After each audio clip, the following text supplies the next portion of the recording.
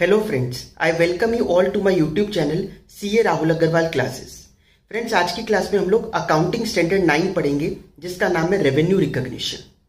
इस accounting standard में हम लोग जानेंगे कि हम लोग कौन सा वो टाइम होगा जब हम अपने बुक्स में रेवेन्यू को रिकॉग्नाइज कर सकते हैं।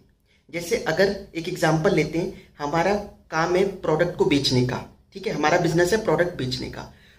अब अलग अलग सिचुएशन हो सकती है, हो सकता है हम पैसा एडवांस में लेते हो, बाद में कुछ डिलीवर करते हो, या फिर डिलीवर के टाइम पर पैसा लेते हो, या तीसरा केस हो सकता है कि डिलीवर तो कर दिए उसके भी 2-3 महीने बाद लोग पैसे देते हो।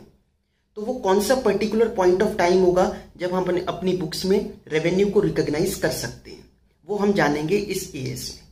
ठीक है, तो आइए विदाउट वेस्टिंग टाइम शुरू करते हैं अकाउंटिंग स्टैंडर्ड 9 को।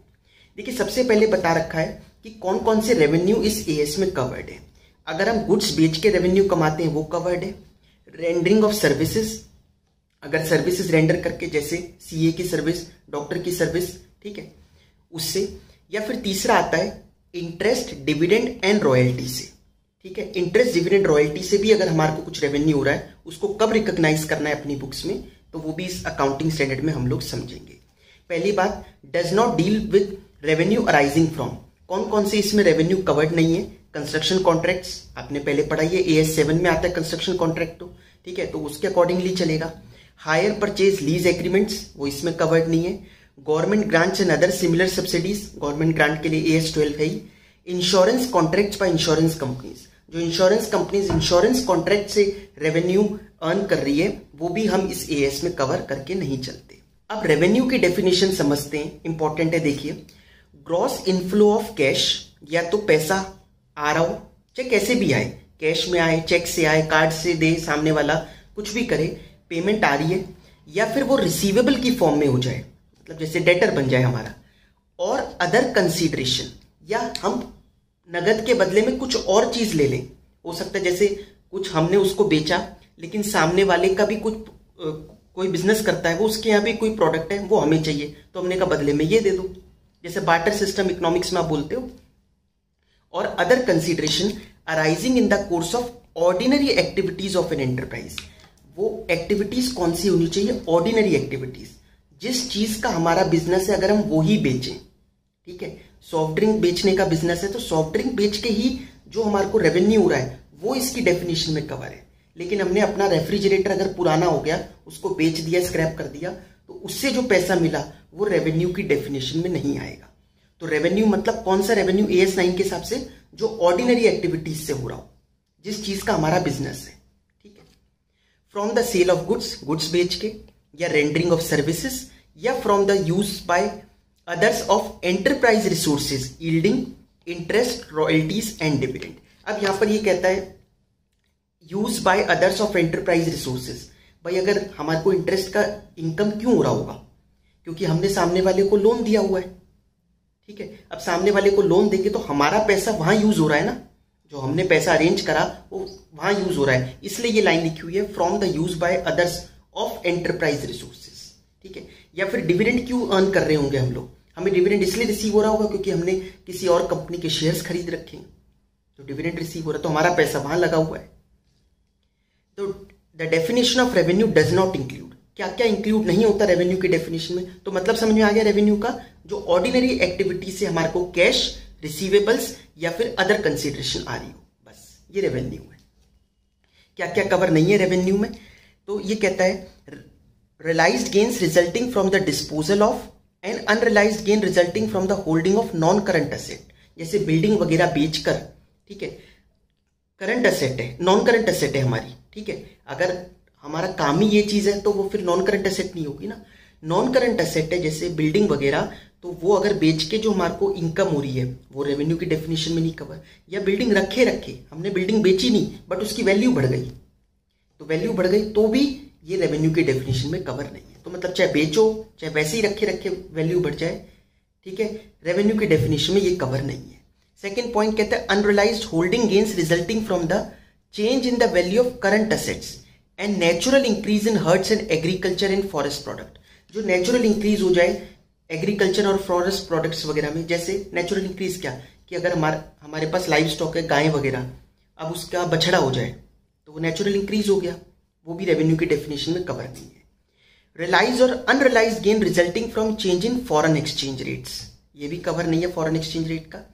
और realise gain resulting from the discharge of an obligation, देखो ये फोर्थ और फिफ्थ पॉइंट कहता है या तो डिस्चार्ज करते वक्त ऑब्लिगेशन को या फिर उस कैरिंग अमाउंट चेंज हो जाए। कहने का मतलब हमारी कोई लाइबिलिटी थी, कोई क्रेडिटर था, या तो हम उसको कम में सेटल कर दें तब भी हमारा इनकम तो हो ही रही है, या फिर वो कह दे ठीक है देना बाद में लेकिन कम दे देना, तो कैरिंग अमाउंट चेंज हो गया उसका। अभी तक हमने 1 लाख दिखा रखा था, अब हो सकता है हमारे को 80 दिखाना पड़े क्योंकि 20 वो कम में मान गया। दोनों ही रेवेन्यू की डेफिनेशन में कवर नहीं होंगे। समझ में आई बात? एक एग्जांपल देखें स्टडीमेट का। ये कहता है DL limited a pharma company, ठीक है, दवाइयां बेचने का काम है उसका, has been conducting research on new medicine since last 2 years to increase the immunity level of people consuming it without any side effect. वो एक रिसर्च कर रहे हैं। During the current year it decides to sell the outcome of research undertaken so far to another competitor. अभी तक जितनी research करी उन्होंने, ठीक है, ये रिसर्च वो किसी और को बेच रहे हैं। GH limited for 50 crore, 50 crore में। DL has already incurred 30 crore on the ongoing research. अभी तक उसका खुद का खर्च 30 करोड़ हो ही गया, तो 50 करोड़ में वो बेचना चाह रहा है, ठीक है। In the above example sale of research findings does not represent an increase in revenue. तो क्या ये रेवेन्यू की डेफिनेशन में आएगा? नहीं आएगा बिल्कुल भी, क्योंकि ये ऑर्डिनरी एक्टिविटीज में नहीं हो रहा। हमने कहा था ना, ऑर्डिनरी एक्टिविटीज से या तो कैश, रिसीवेबल्स या अदर कंसिडरेशन आए तो वो रेवेन्यू है, अदरवाइज नहीं। अब नेक्स्ट इसमें आता है एजेंसी रिलेशनशिप। देखिए, अगर हम किसी के एजेंट की तरह काम कर रहे हैं, एजेंट की तरह काम करने का मतलब क्या हो गया, जैसे किसी का बिजनेस है, ठीक है, वो कोई प्रोडक्ट बेचता है। अब कहीं पर कोई एग्जीबिशन लगी हुई है तो वो अपने प्रोडक्ट को वहां पर दिखाना चाहता है कस्टमर्स को, तो उसने कोई एजेंट पकड़ा कि वहां जाकर एक एग्जीबिशन में मेरा भी एक स्टॉल लगा लो और मैं आपको इसके लिए 100 यूनिट्स दे रहा हूँ। 100 यूनिट्स है जो भी प्रोडक्ट वो बेच रहा है, उसके 100 यूनिट्स है, वो ले जाओ, जो बचेगा वो वापस मेरे पास ले आना। तो ये एक एजेंसी रिलेशनशिप हो गया, क्योंकि उसका कोई भी रिस्क एंड रिवॉर्ड नहीं है एजेंट का, ठीक है, वो उसके बिहाफ पर काम कर रहा है। जैसे आप जोमेटो, स्विगी को देखो, ये एजेंट है एक तरीके से। उनका काम क्या है, अब जैसे हम लोग हल्दीराम से कोई सामान खरीद रहे हैं जोमेटो के थ्रू, तो जोमेटो को हम पेमेंट कौन कौन सी करेंगे? एक तो जो हल्दीराम से सामान खरीदा उसकी payment, plus delivery charges, plus जो भी टैक्स वगैरह होगा वो सारा मिला के हम तो जोमेटो को ही दे देंगे, ठीक है। हम ये थोड़ी ना करके आते हैं कि हल्दीराम का हल्दीराम के अकाउंट में डालते हैं, जोमेटो का जितना है जोमेटो के अकाउंट में, नहीं, ऐसा नहीं। वो पूरे पैसे कौन कलेक्ट कर लेता है? जोमेटो वाला। तो क्या जितने भी पैसे उसने कलेक्ट किए वो सबको रेवेन्यू मान सकता है? बिल्कुल भी नहीं मान सकता। क्यों? क्योंकि उसका अपना रेवेन्यू कितना है? केवल डिलीवरी चार्जेस का। वो केवल एक एजेंट की तरह काम कर रहा है हल्दीराम के लिए। समझ में आई बात? तो ये कहने का मतलब यहां पर ये है कि जब भी कोई एजेंसी रिलेशनशिप होती है तो जितना कमीशन आपको मिल रहा है केवल वो आपका रेवेन्यू है, पूरा जितना आप पैसा कलेक्ट कर रहे हो वो आपका रेवेन्यू नहीं है, ठीक है। देखिए यहां पर पढ़ते हैं पहले। In an agency relationship revenue is the amount of commission and not the gross inflow of cash, receivables and other consideration. पूरा पैसा जितना मिल रहा है वो सारा रेवेन्यू में नहीं काउंट करेंगे, ठीक है। अब आप कहोगे इसमें क्या बुराई है, जैसे जितना पैसा मिला सारा रेवेन्यू दिखा दो, फिर जितना आगे दे दिया वो एक्सपेंस में दिखा दो, तो बात तो वही हुई, प्रॉफिट तो अब भी उतना ही निकलेगा तो सही, लेकिन आपके रेवेन्यू इन्फ्लेट हो गए। इतना रेवेन्यू आपका था नहीं, आपने टर्नओवर ज्यादा दिखा दी अपनी बुक्स में, इसलिए ये गलत है। The key principle is whether the sale transaction is made by an entity on its own और on behalf of someone else. ये चीज चेक करनी है। When the risk and rewards pertaining to the goods or service are with someone else, किसी और के पास होते हैं, then the seller's capacity would be of agent only। तो फिर वो सेलर की कैपेसिटी केवल एक एजेंट की रह जाती है, ठीक है। जैसे एक एग्जांपल देखिए यहाँ पर, Trip Deal is a website that allows people to book airline ticket, ठीक है। As a part of the business it agrees to buy 100 tickets. उस, ठीक है, वेबसाइट ने 100 टिकट्स बाय कर लिए from an airline on a particular date and resell these tickets to customers. However, trip deal bears the loss for any unsold ticket. अब यही बस catch है यहाँ पे, trip deal bears the loss for any unsold ticket। कोई भी ticket अगर बिकेगी नहीं तो उसका लॉस कौन बियर करेगा? ट्रिप डील बियर करेगा। इसका मतलब वो एजेंसी रिलेशनशिप तो कोई नहीं, रिस्क एंड रिवॉर्ड तो किसने ले लिए? ट्रिप डील ने खुद ले लिए। ठीक है, तो जितना भी पैसा मिलेगा कस्टमर से, ठीक है, वो सारा क्या होगा, उसका रेवेन्यू होगा। ठीक है, ये नहीं कि वो उसके बिहाफ पे काम कर रहा है वेबसाइट। ठीक है, in the above example the risk and rewards relating to tickets are borne by trip deal, hence sales made for the tickets will be fully recognized as part of its revenue. Any unsold ticket will be charged as loss by the entity. आ गई बात समझ में? दूसरा एक example देखो, Zomato, जैसे हम लोग जोमेटो यूज करते हैं। Zomato runs a food delivery business. As per the arrangement, Zomato allows customer to order food from local restaurants and is responsible for the delivery of food within the stipulated time. During a particular year, it collects money on order made online as under. उसको क्या क्या पैसे मिले? Food items के पैसे मिले 200 लाख रुपए, delivery charges मिले 60 लाख, जीएसटी मिला 40 लाख का। तो टोटल उसने कलेक्ट कितने करे Zomato ने? 300 लाख। ठीक है, 3 करोड़ रुपए उन्होंने कलेक्ट करे। How much revenue should be recognised by restaurants and how much revenue should be recognised by Zomato for the year. तो ये कहता है Zomato कितना रेवेन्यू रिकॉग्नाइज करे और रेस्टोरेंट वाले कितना रेवेन्यू रिकॉग्नाइज करे। आप बताइए कितना होना चाहिए। देखिए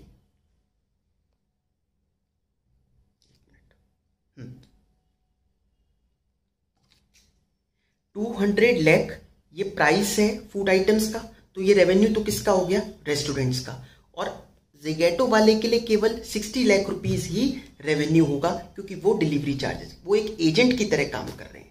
समझ में आई बात? अब नेक्स्ट है revenue from sale of goods, बहुत इंपॉर्टेंट है। Revenue from sale of goods क्या होता है? ये कहता है कि गुड्स बेचने से रेवेन्यू जो हो रहा है उसको कब रिकॉग्नाइज करना है। इसकी 2 कंडीशन है। पहली कंडीशन देखिए, transfer of property in goods with, एक तो प्रॉपर्टी इन गुड्स मतलब गुड्स की ओनरशिप सामने वाले को ट्रांसफर हो जाए, जिसको हम सामान बेच रहे हैं उसको ओनरशिप ट्रांसफर हो जाए गुड्स की। उसके साथ साथ क्या हो, transfer of significant risk and rewards of ownership, और उसके जो रिस्क एंड रिवॉर्ड्स है ओनरशिप के वो भी साथ में ट्रांसफर होनी चाहिए।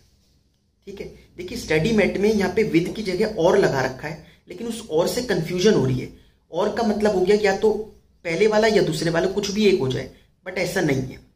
रिस्क एंड रिवॉर्ड सबसे इंपॉर्टेंट है। अगर रिस्क एंड रिवॉर्ड ट्रांसफर नहीं हुए तो हम लोग रेवेन्यू रिकॉग्नाइज नहीं करेंगे। तो पहली कंडीशन क्या हुई?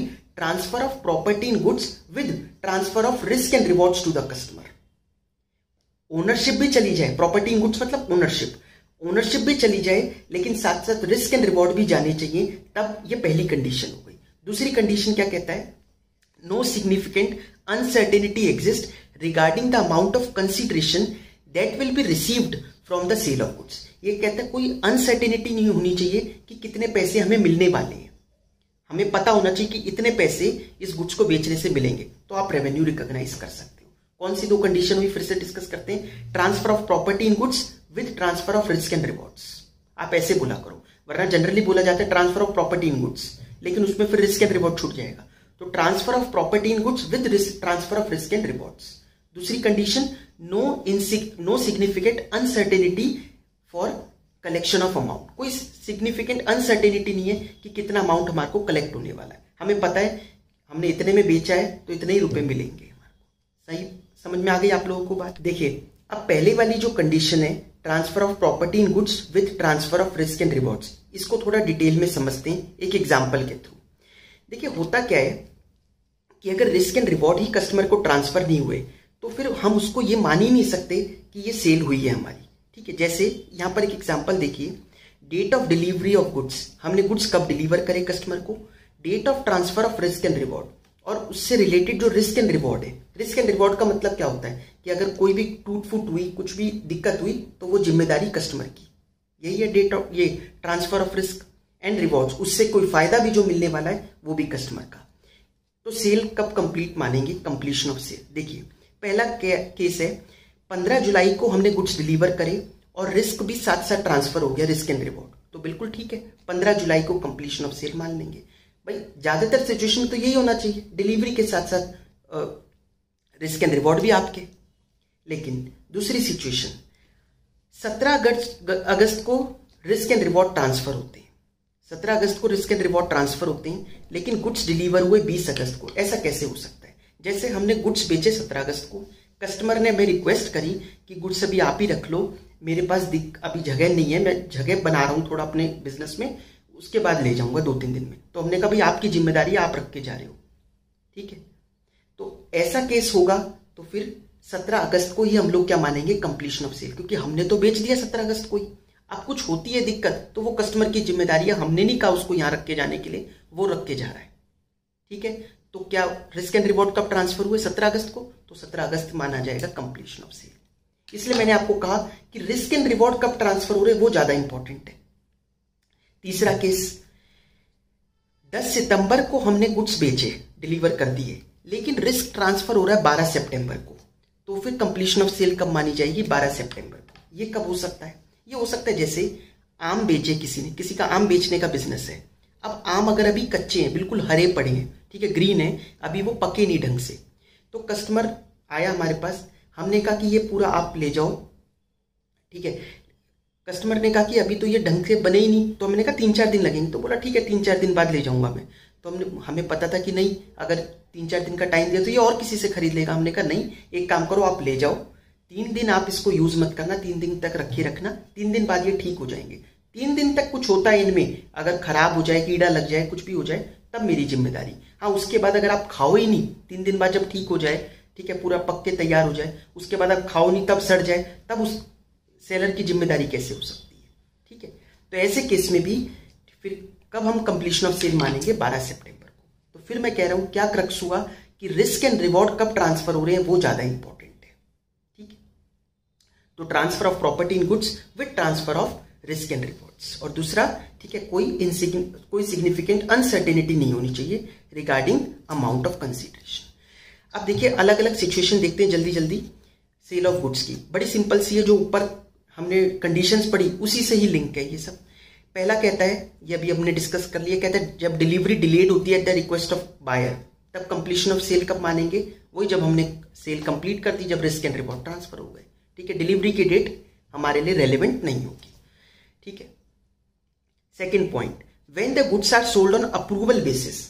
आपने पढ़ा होगा, ये फाइनेंशियल स्टेटमेंट में एडजस्टमेंट आती है, sale of goods on approval basis. Approval basis क्या होता है कि अप्रूवल बेसिस का मतलब हुआ कि आपको कुछ पीरियड का एक वो दी जाती है मोहलत की, ठीक है, 15 दिन के लिए आप ले जाओ, 15 दिन में अगर आपको पसंद ना आए तो वापस कर जाना, नहीं तो फिर आपके।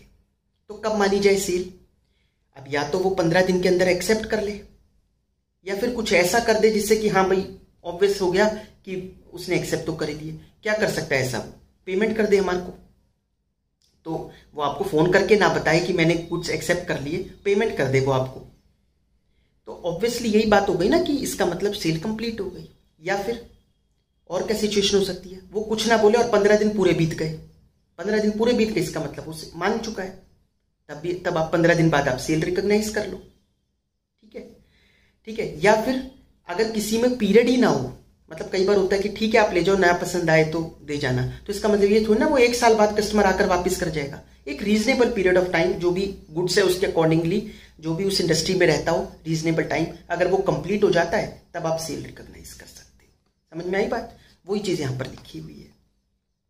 थर्ड पॉइंट कहता है goods subject to inspection installation. Important है, ये कहता है अगर गुड्स की कुछ इंस्पेक्शन होनी है, गुड्स बेच तो दिए लेकिन अभी उसे इंस्टॉल करवाने के लिए किसी बंदे को भेजना पड़ेगा। अब अगर इंस्टॉलेशन इतनी सिंपल है कि केवल उसका बस प्लग लगाना है और चलाना है, तो फिर जब हमने सेल कर दी तभी उसको हम लोग रिकॉग्नाइज कर लेंगे। इंस्टॉलेशन बंदा जब मर्जी जाता रहे, ठीक है, उससे कोई मतलब नहीं है। लेकिन अगर इंस्टॉलेशन बहुत कॉम्प्लेक्स है, ऐसे नहीं हो सकती, उसके लिए प्रॉपर वहां पर जगह फिट करना पड़ेगा, उसके लिए पूरी आपको रिपेयर वगैरह भी करनी पड़ सकती है, ठीक है। जैसे कोई ऐसी मशीन खरीदी जिसके लिए प्रॉपर जगह बनानी पड़ेगी, थोड़ी तोड़फोड़ भी होगी वहां पर, तो ये प्रॉपर इंस्टॉलेशन कॉम्प्लेक्स है। तो ये जब इंस्टॉलेशन कंप्लीट हो जाए तभी रेवेन्यू रिकॉग्नाइज करेंगे, ठीक है। एक बार पढ़ते हैं इसको, जैसे देखिए, installation is complex and significant. बिना इंस्टॉलेशन कुछ होगा ही नहीं और उसके लिए एक एक्सपर्ट की जरूरत है। तो फिर revenue recognised when the customer accepts the delivery and installation is complete. अब यहां पर देखिए दो चीज है, कस्टमर एक्सेप्ट्स द डिलीवरी। अगर कस्टमर ने डिलीवरी एक्सेप्ट ही कर ली तो फिर वो कोई बात नहीं, फिर तो इंस्टॉलेशन कंप्लीट बराबर ही है ना। ठीक है। लेकिन अगर वो एक्सेप्ट ही ना करे, कहेगा नहीं नहीं अभी तो मैं माना ही नहीं, पहले आप बंदे को भेजो यहाँ पर लगवाओ तब, ठीक है, तो फिर उस केस में ठीक है रेवेन्यू बाद में रिकॉग्नाइज करेंगे। समझ में आ गई बात। तो कस्टमर एक्सेप्ट करते ही आप रेवेन्यू रिकॉग्नाइज कर सकते हो। इंस्टॉलेशन कब और जब सिंपल हो तब तो आप बेचते ही, जब वो ऊपर की दोनों condition, transfer of property in goods with transfer of risk and reward, और दूसरी वाली ठीक है no significant uncertainty regarding amount of consideration, वो दोनों जब कंडीशन फुलफिल हो जाए तब आप रेवेन्यू रिकॉग्नाइज कर दो। आपका बंदा इंस्टॉलेशन के लिए जब मर्जी जाता रहे। Fourth case, sale and repurchase arrangement. हम कोई चीज बेचे, हम कहें ये आप रख लो 1 लाख रुपए में और मैं आपसे, अब मुझे 1 लाख रुपए दे दो और मैं आपको 1 साल बाद ठीक है ये वापस ले लूंगा और आपको 1,20,000 रुपए दे दूंगा। तो इससे क्या लग रहा है, 1 लाख रुपए लिए और 1,20, गुड्स तो मेरे ही मेरे पास वापिस आ रहे हैं। तो ये तो एक तरीके का फाइनेंस अरेंजमेंट है। 1 लाख रुपए हमने लिए और 1,20 वापस करेंगे 1 साल बाद। तो ये तो इनडायरेक्टली आप ये हो गया कि आपने लोन लिया 1 लाख का और आप उसको वापस करते वक्त 1,20 करोगे तो 20,000 तो इंटरेस्ट हुआ। ये ठीक है, ये रेवेन्यू थोड़ी ना रिकॉग्नाइज होगा। समझ में आई बात। तो इसका मतलब वही borrowing is recognise instead of sales. तो ये बोरोइंग रिकॉग्नाइज होगी, इसको सेल नहीं मानेंगे हम। Difference is considered interest. ठीक है, वो 20,000 क्या होगा, इंटरेस्ट होगा। Next, trade discount and volume rebates. Trade discount volume rebate हमेशा माइनस किए जाते हैं, तब सेल की वैल्यू निकलेगी। कैश डिस्काउंट कभी माइनस नहीं किया जाएगा। सेल की वैल्यू अगर हमने 1 लाख का बेचा और हमने कहा कि अगर आप 4 दिन के अंदर अंदर पेमेंट कर दोगे तो 5% का डिस्काउंट, तो फिर वो 5% माइनस मत करना, पूरा 1 लाख ही रेवेन्यू है। ठीक है, लेकिन ट्रेड डिस्काउंट दिया जाता है ज्यादा क्वांटिटी खरीदने के लिए, जैसे कि आप ज्यादा खरीद लो, 1 खरीदोगे तो 1 लाख का, 2 खरीदोगे तो 1,90 का, तो ये ट्रेड डिस्काउंट है। तो इसको तो माइनस करना ही है ट्रेड डिस्काउंट को। कंसाइनमेंट सेल्स, वो जो एजेंसी रिलेशनशिप है वही चीज यहां पर बता रहा है कि अगर कंसाइनमेंट सेल है, ठीक है, आप एक किसी के बिहाफ पर, जैसे हमारा लखनऊ में अगर हमारा हेड ऑफिस है और हम कहीं पर पंजाब में भी गुड्स बेचना चाह रहे हैं, तो हमने वहां पर एक एजेंट बिठा दिया, कंसाइनर। ठीक है, वो गुड्स बेचता है हमारे बिहाफ पे, जो बच जाता है वो वापस कर देता है हमारे को, तो वो तो एक एजेंट की तरह हो गया। ठीक है, लेकिन अगर रिस्क एंड रिवॉर्ड भी ट्रांसफर कर दिए उस एजेंट को कि नहीं, जो नहीं बेचा वो तुम्हारा, ठीक है, वो उसका लॉस है, तो फिर उस केस में रेवेन्यू कब रिकॉग्नाइज होगा, जैसे ही आपने गुड्स बेच दिए। मतलब जैसे ही आपने एजेंट को दिए गुड्स, अगर रिस्क एंड रिवॉर्ड भी आपने एजेंट को भेज दिया कि भाई अब तेरे हुए ये गुड्स, तो उसी टाइम कर दो।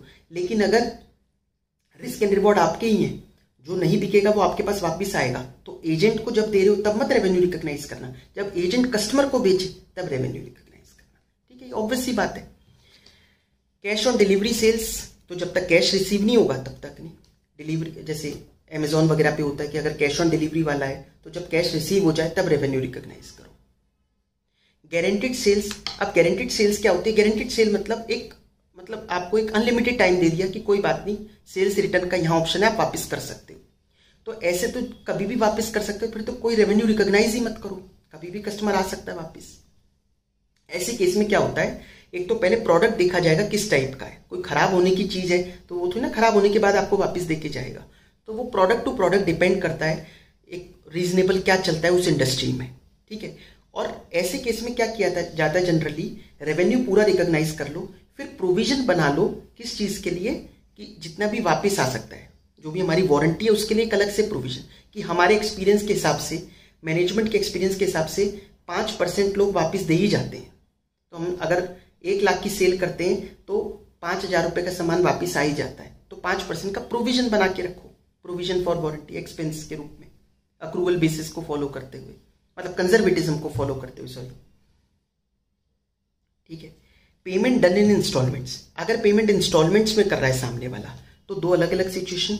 If goods are delivered after final instalment, धीरे धीरे करके पेमेंट दे रहा है, जब पेमेंट पूरी हो जाएगी तब हम वो करेंगे, गुड्स भेजेंगे, तो फिर जब सारी इंस्टॉलमेंट कंप्लीट हो तभी आप उसको रेवेन्यू रिकॉग्नाइज कर, क्योंकि अभी तो आपने गुड्स दिए ही नहीं ना। लेकिन दूसरा केस क्या हो, गुड्स आप दे चुके सामने वाले को, पैसे धीरे धीरे आ रहे, ईएमआई वाला सिस्टम। ऐसा ही जनरली होता भी है कि आपने गुड्स तो दे दिए लेकिन पैसे वो धीरे धीरे करके दे रहा है। अब वो धीरे धीरे करके दे रहा है तो उसमें कुछ इंटरेस्ट पोर्शन भी छुपा हुआ होता है कि आज आप खरीदोगे तो 1 लाख का, लेकिन अगर आप ईएमआई के थ्रू खरीदोगे तो टोटल मिला के आपको पड़ रहा है 1,12,000 का टोटल ईएमआई का, तो वो 12,000 तो इंटरेस्ट हुआ ना, तो वो 12,000 नहीं कैश प्राइस जो है, मतलब जो आप इमिडिएटली आज अगर वो आज ही पैसे देके खरीद लेता तो कितने का पड़ता उसको, 1 लाख का। तो रेवेन्यू कितना रिकॉग्नाइज करेंगे, 1 लाख, ना कि 1,12,000। समझ में आ गया? वही कह रहा है वो इंटरेस्ट पोर्शन को एक्सक्लूड करते हुए। When payment is received along with the order, order के साथ ही पैसा आ गया। अभी तो गुड्स आपने बनाए भी नहीं, तो जब तक बन ना जाए, ठीक है, तब तक मतलब रेडी टू डिलीवर ना हो जाए, तब तक तो रेवेन्यू रिकॉग्नाइज करने के बारे में सोचना भी मत। सब्सक्रिप्शन फॉर पब्लिकेशंस, अगर पब्लिकेशन के लिए कुछ सब्सक्रिप्शन की है, जैसे पब्लिकेशन क्या होती है, जैसे कोई मैगजीन वगैरह, बुक, कोई जर्नल्स जो होते हैं, इनके लिए लोगों ने सब्सक्राइब कर रखा है। तो अब अगर जैसे 12 महीने की हर महीने के एंड में एक वो बनती है पब्लिकेशन, तो ठीक है, पैसा पूरा साल का आ गया, उसको हर महीने स्ट्रेट लाइन बेसिस पर डिवाइड कर लो 12 से, रेवेन्यू रिकॉग्नाइज करते रहो। क्वार्टरली जाती है तो क्वार्टरली रेवेन्यू रिकॉग्नाइज करते रहो, ठीक है। लेकिन अगर इक्वल नहीं होता, किसी महीने में कुछ स्पेशल होता है, ठीक है, किसी महीने में जैसे आप हर 2 महीने बाद स्टॉक मार्केट का एक एनालिसिस करके एक अलग से बुक और देते हो सबको, ठीक है, तो वो फिर उस हिसाब से रेवेन्यू को, जितनी भी सेल वैल्यू है टोटल, आपको जितना पैसा मिला उस हिसाब से प्रोपोर्शनेटली वो डिस्ट्रीब्यूट हो जाएगा, ठीक है। जिस महीने में ज्यादा पब्लिकेशन है उस महीने में ज्यादा आपको रेवेन्यू रिकॉग्नाइज करना होगा, ठीक है। 1-2 एग्जांपल्स दे रखे हैं, जैसे ये स्टडी मेट का ये सब कुछ कहता है, GH manufactures and sell televisions, the televisions are shipped to the customer by C. In order to transfer risk related to the shipment of television, GH also gets an insurance coverage for goods while they are in transit from the factory to the customer's location। ये कहता है कि सी के through, ठीक है, ship के through वो लोग गुड्स बेचते हैं, लेकिन कि भाई रास्ते में कुछ ना हो जाए इसलिए इंश्योरेंस लेके रख लिया रिस्क एंड रिवॉर्ड के लिए, ठीक है, मतलब रिस्क के लिए। The insurance policy will reimburse GH for the value of goods in the event of loss और damage arising any time up to these goods reaching customer's location. जब तक कस्टमर के यहाँ नहीं पहुंच जाते, कुछ भी हो जाता है, इंश्योरेंस कंपनी वाले बियर करेंगे। Legal title passes when the, legal title ownership कब ट्रांसफर होती है, when the goods arrive at the customers premises 1 month later. 1 महीने बाद जब गुड्स पहुंचेंगे कस्टमर को, तब लीगल टाइटल कस्टमर का आएगा। When should entity GH recognise revenue in its books, कब रेवेन्यू रिकॉग्नाइज करना चाहिए GH वालों को।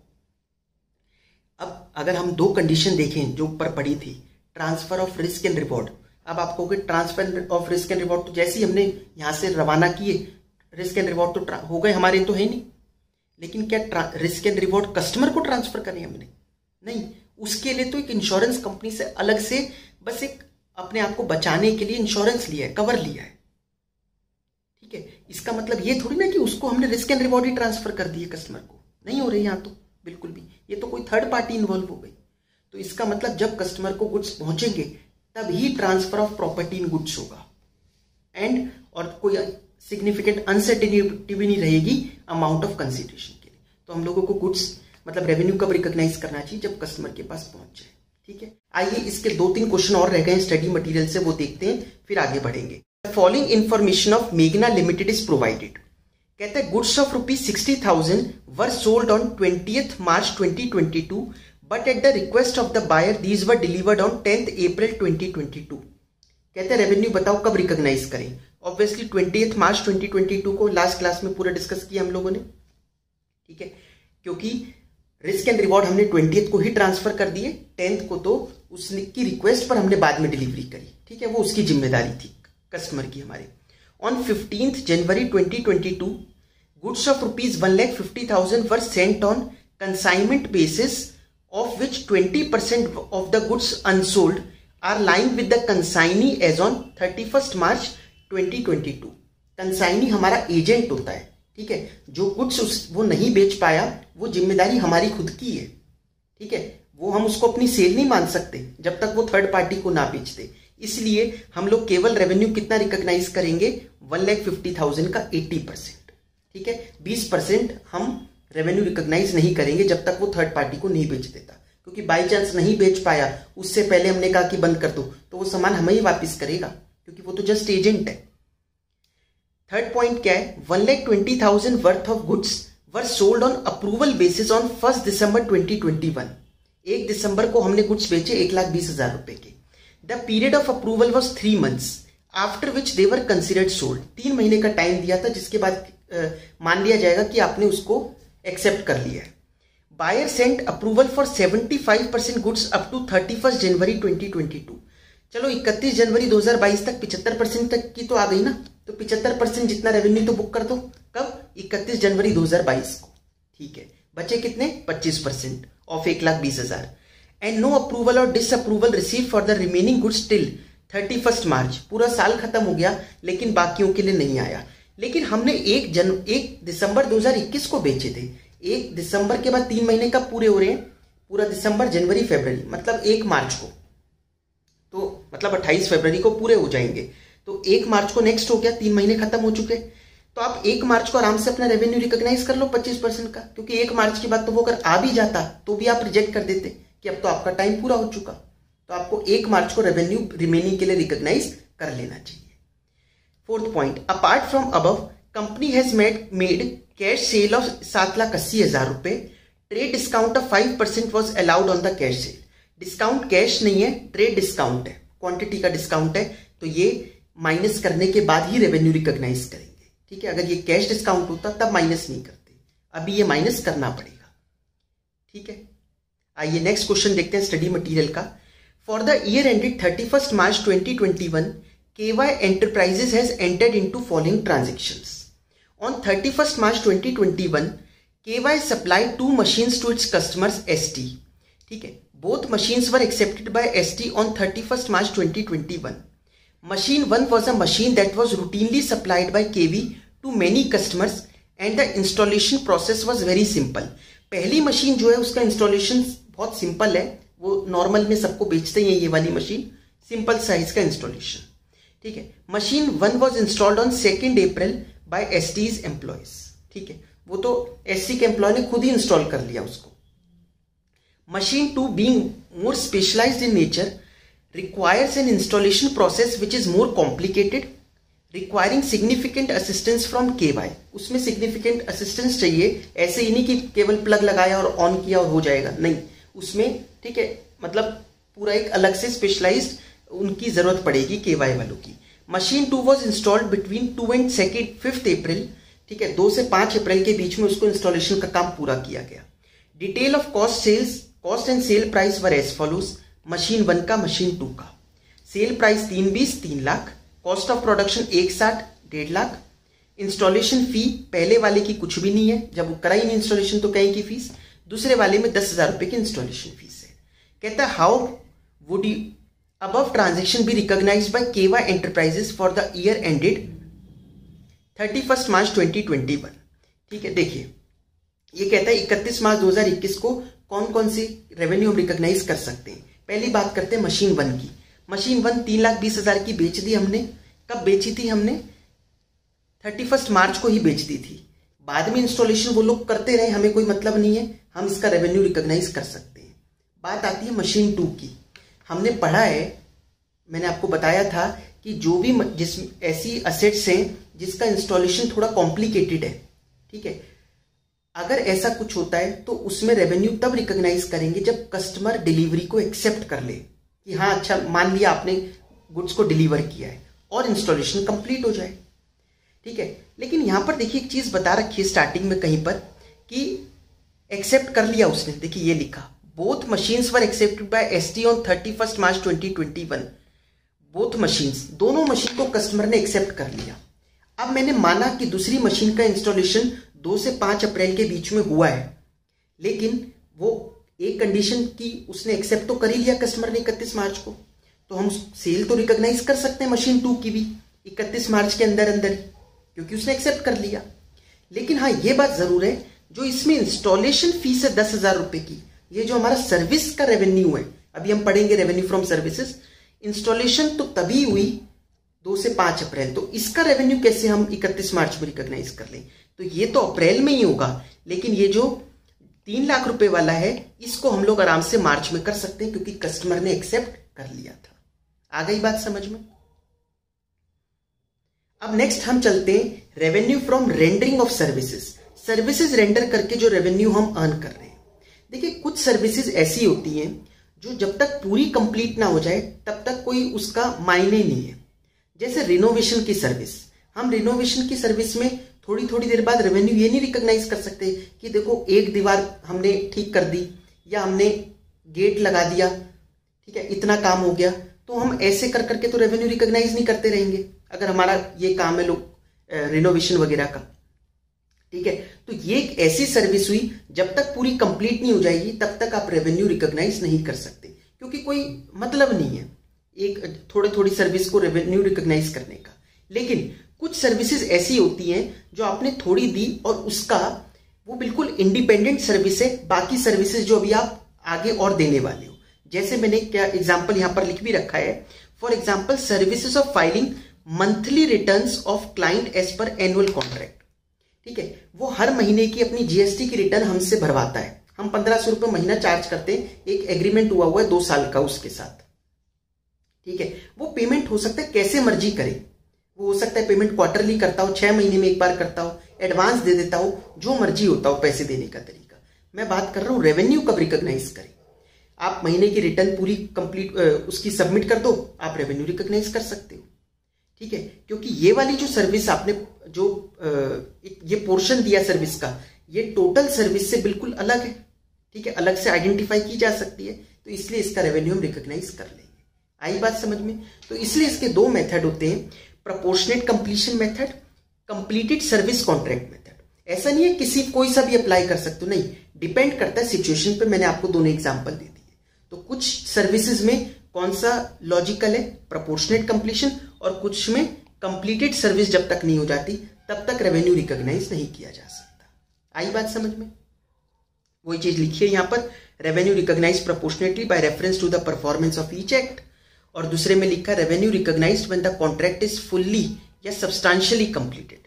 सब्सटेंशियली मतलब हो सब गया, बस एक कंप्लीशन सर्टिफिकेट लेना बाकी है। अब तो कम से कम कर ही सकते हो जब सब कुछ हो ही गया है, या बिल्कुल थोड़ा सा कुछ बाकी है, सब कुछ हो गया था, कोई चीज हमारे को मिल नहीं रही थी बाजार में, हमने कहा यार ये 2-4 दिन में किसी बंदे को भेजकर फिर करवा देंगे, काम तो पूरा कंप्लीट हो गया, लेबर हमने वहां से हटा ली है अपनी, ठीक है, रेवेन्यू रिकॉग्नाइज कर सकते हैं। आई बात समझ में? अब यहां पर जैसे वहां गुड्स में था, सर्विसेज में भी 2-4 सर्विस बता रखी है अकाउंटिंग स्टैंडर्ड के अंदर। जैसे इंस्टॉलेशन फीस, जब इंस्टॉलेशन कंप्लीट हो जाए तब रेवेन्यू रिकॉग्नाइज करिए। दूसरा advertising and insurance agency commission. Advertising और इंश्योरेंस एजेंसी के कमीशन, अब अगर कोई एडवर्टाइजिंग का एजेंट होता है, ठीक है, जैसे उसके पास लोग जाते हैं कि हमारे को एडवर्टीजमेंट देना है न्यूज़पेपर में, तो वो फिर न्यूज़पेपर वालों के साथ कॉन्ट्रैक्ट करता है, ठीक है। तो वो जो एजेंसी है जो एडवर्टाइजिंग मतलब एडवर्टीजमेंट्स डलवाती है न्यूज़पेपर में, वो अपना रेवेन्यू कब रिकॉग्नाइज करे?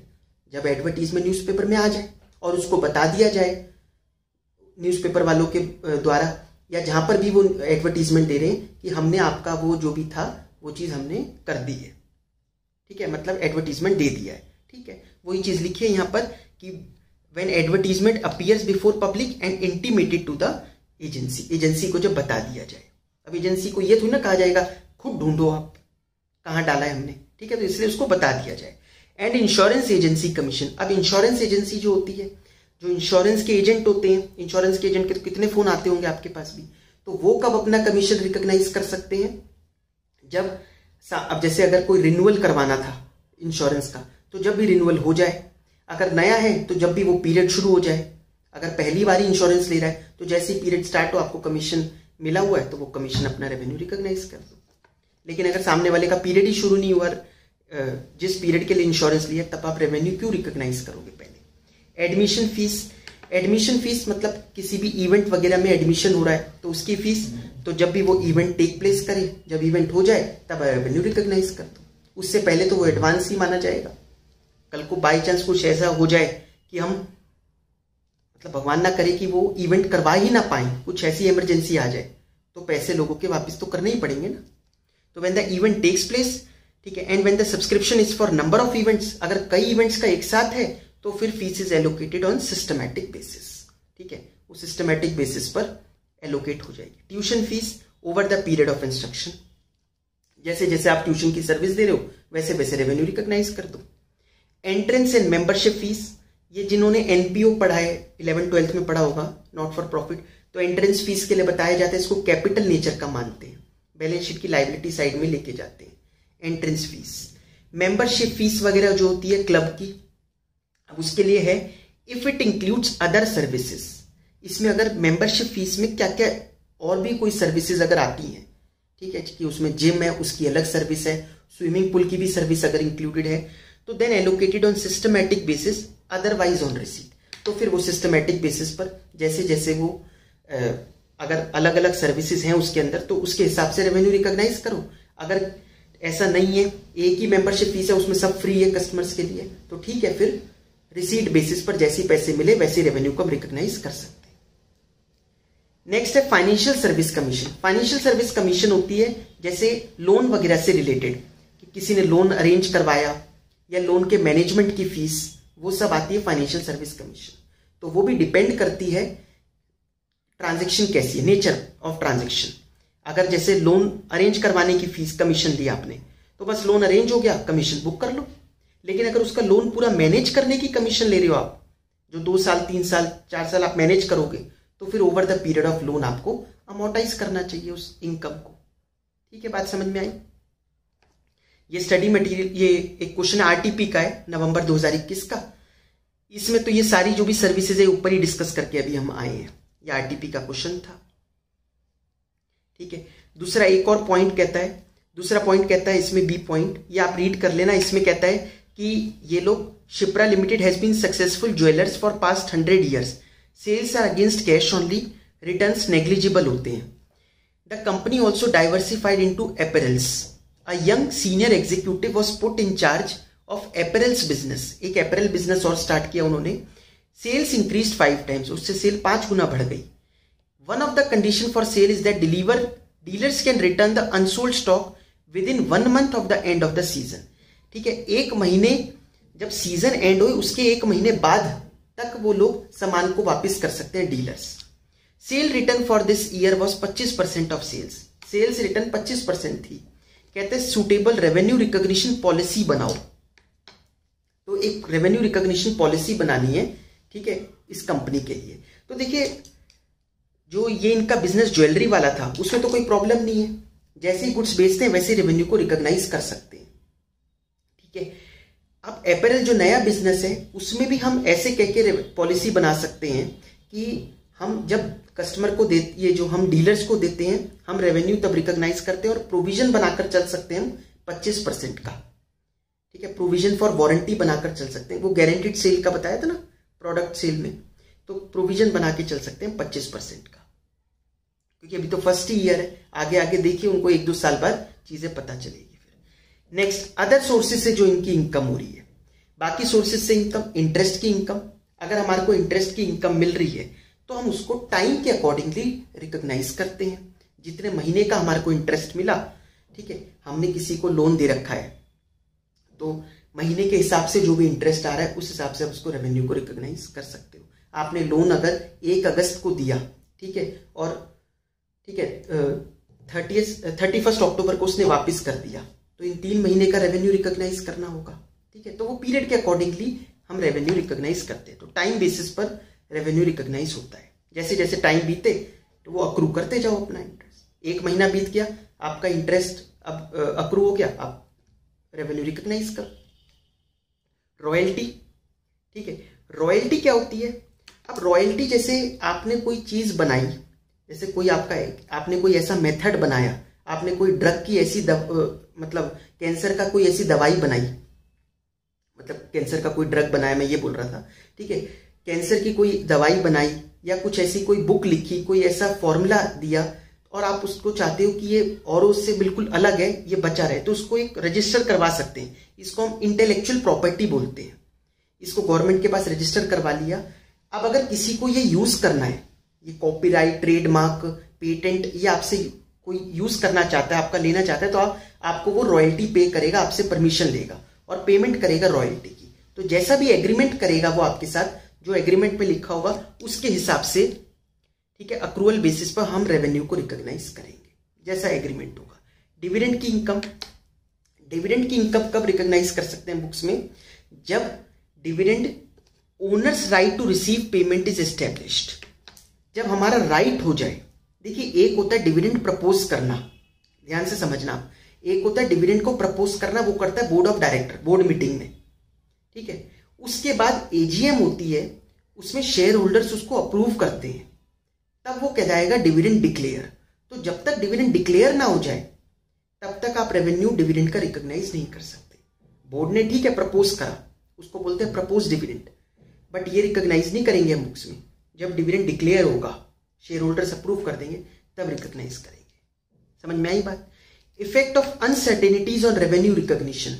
रेवेन्यू रिकॉग्निशन पर अगर अनसर्टेनिटी बाद में हो जाती है, पहले ही अगर है तो वो तो पहली कंडीशन आपने गुड्स के सेल में देखी थी, no significant uncertainty regarding amount of consideration. अगर वो शुरुआत में ही है तो रेवेन्यू रिकॉग्नाइज ही मत करो फिर तो अभी, जब तक वो आपकी अनसर्टेनिटी मिट नहीं जाती, ठीक है। हाँ, तब नहीं थी, बाद में हो गई। बाद में कोई जैसे लग रहा है कि अब ये डेटर से पैसा डूब सकता है, तो उसके लिए प्रोविजन बनाना पड़ेगा। बहुत इंपॉर्टेंट चीज है ये। Revenue recognition is postponed to the extent of uncertainty involved when the ability to assess the ultimate collection with reasonable certainty is lacking at the time of raising any claim। अगर शुरुआत में ही हो तो जब तक रेवेन्यू रिकॉग्नाइज मत करो जब तक आपका पूरा आप श्योर नहीं हो जाते कि पैसा मिलेगा।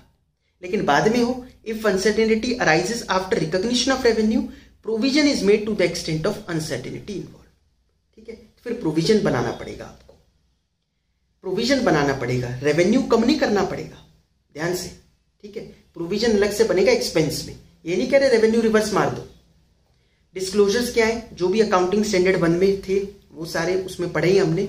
Circumstances which lead to postponement of revenue recognition. अगर किसी कारण से आपने रेवेन्यू रिकॉग्नाइज नहीं करा बेचने के बाद भी, तो ऐसी क्या कंडीशन हो गई, क्या सिचुएशन आ गई कि आप रेवेन्यू रिकॉग्नाइज नहीं कर पाए, ठीक है। ये एक आरटीपी का क्वेश्चन है मई 2018 का। यहां पर वो कहते हैं manufacturing company has the following stages of production and sale in the manufacturing of fine paper rolls. तो 15 जनवरी 2016 से देखिए स्टेप्स है, रॉ मटेरियल था, फिर पल्प बना, रफ एंड थिक पेपर, फिर fine paper roles, ready for sale. यहां पर रेडी हो गया था 20 फरवरी को बेचने के लिए, बिकने के लिए बिल्कुल तैयार खड़ा है, जब मर्जी उसको कोई खरीद ले। 15 मार्च 2016 को सेल एग्री हो गई और इनवॉइस हमने रेज कर दिया। इनवॉइस ही रेज कर दिया अगर आपने कस्टमर को, इसका मतलब तो सेल हो ही गई ना। फिर बिना अगर कोई सामने वाला एक्सेप्ट नहीं कर रहा सेल, तो आप रेवेन्यू कैसे, मतलब आप इनवॉइस कैसे रेज कर दोगे उसको? इनवॉइस रेज करने का तो मतलब ये है कि उसने सेल एग्रीमेंट मान लिया कि ठीक है बिक गया सामान, ठीक है। रिस्क एंड रिवॉर्ड ट्रांसफर हो गए कब? 15 फरवरी को ही। अब 2 अप्रैल को आपने डिलीवर करे गुड्स, तो डिलीवर आप जब मर्जी करते रहो, लेकिन आपने इनवॉइस रेज कर दिया, it means you have transfer the risk and rewards to the customer. Otherwise वो अलाउ नहीं करता आपको, वो एक्सेप्ट करता है इस बिल को?